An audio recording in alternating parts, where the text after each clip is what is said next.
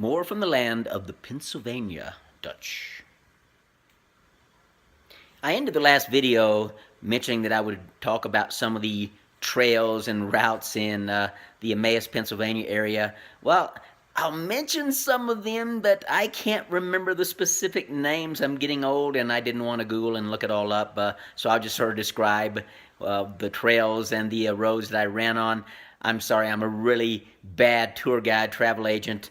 So let's talk about one of my favorites, running from my house on Main Street in Emmaus, heading past the Emmaus Cemetery, skirting to the right of the Emmaus Country Club, where Bud Coates and I actually would run quite often on the golf course itself, not on the holes, but on the fairways and the roughs and the boundaries. And then I would head to the canal a couple of miles away. There was a trail for many, many, many miles along the canal, beautiful gravel trail, running through a couple of covered bridges. It was awesome, just a beautiful landscaped trail with some ups and downs and, you know, a few rolling hills here and there. Nothing dramatic, nothing like running over the mountains here in Colorado, obviously, but that was one of my favorite routes. You could go out and back as many miles as you wished. You could actually connect to the bike paths and parks in the Allentown area. Emmaus borders Allentown, Bethlehem, Easton areas in Pennsylvania, if you're familiar with the Lehigh Valley. You could also go out to Lehigh University, run on their cross-country course, which served as the NCAA championships a couple of times. You could run the roads out in the Lehigh University area, beautiful, hilly Pennsylvania roads. I also mentioned the country roads running through the cornfields, not literally on the cornfields or in the cornfields themselves, but the roads were between several rows of cornfields, just beautiful, beautiful summer runs in Emmaus, Pennsylvania. The weather. I became familiar with running in snow in Emmaus, Pennsylvania. I'd had a few snow experiences living in Eugene, obviously, one or two while living in Texas back in the day, but Pennsylvania snowed quite a bit, so I had to become fairly adept with running on slick, icy surfaces. I didn't know about screw shoes back then, putting the sheet metal screws in your shoes. I had, for the most part, fairly well-traction shoes from Puma originally. I first moved to Pennsylvania wearing Pumas for about a year. And then, of course, back to my Nike roots, and Nike had several waffled models with studs that held fairly well on snowy and sometimes on icy roads, but you had to be careful. I did slip a few times, never had any major injuries from running on snow or ice, but I did definitely have to become familiar with that particular type of weather. All right, so some of the people I met, and this will continue into next video, some of the people I met while at Runner's World and some of the experiences.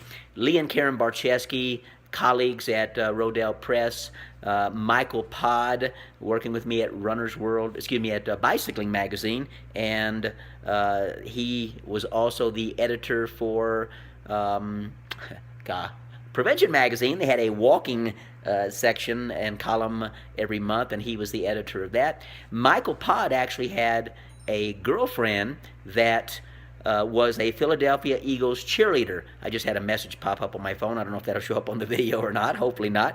And we were able to get free tickets to a few Philadelphia Eagles games. Yes, the current world champion, Super Bowl champion Philadelphia Eagles. So I was able to see Philadelphia play the Miami Dolphins, able to see them play the Los Angeles Rams, and then later able to see them play the Washington Redskins. Guys, we had one of those times sideline passes. We were able to get on the sidelines. Now, the Philadelphia Eagles cheerleaders were on the sidelines of the opposing team, obviously, to dance and strut and distract the opposing team. So Michael Pod and I were able to stand very near the Washington Redskins players, and they were huge.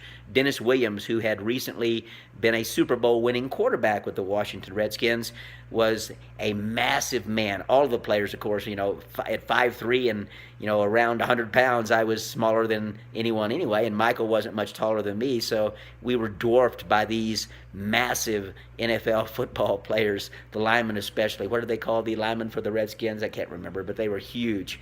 And yeah, that experience. Every Eagles game we attended, the Eagles won, so we felt we were maybe their good luck charms. I don't know. And, I was okay with the Eagles, but I was always a Cowboy fan. Sorry about that, listeners and watchers. Lifetime Dallas Cowboys fan, and that won't change anytime soon. Probably never. So that's one of the many interesting people I met at Runner's World and Rodale Press. Also, Lee and Karen and Vern Walter and Catherine Cassidy, who came from the California move. We all moved together from California Runner's World.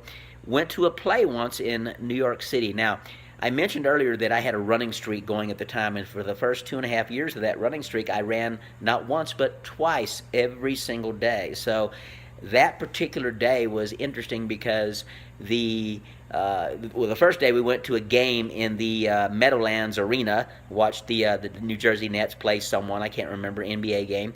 The next evening we were scheduled to go to a play in New York City, Song and Dance starring Bernadette Peters. Awesome play. I'm a huge Broadway fan. And I ran early that morning. Well, the play lasted until late in the evening, and then we went to dinner, and I didn't eat because I knew that I still had a run to go. So we drove back through a driving rainstorm, and Lee was quite the lead-foot driver. I remember getting back to Emmaus at 11:20 p.m.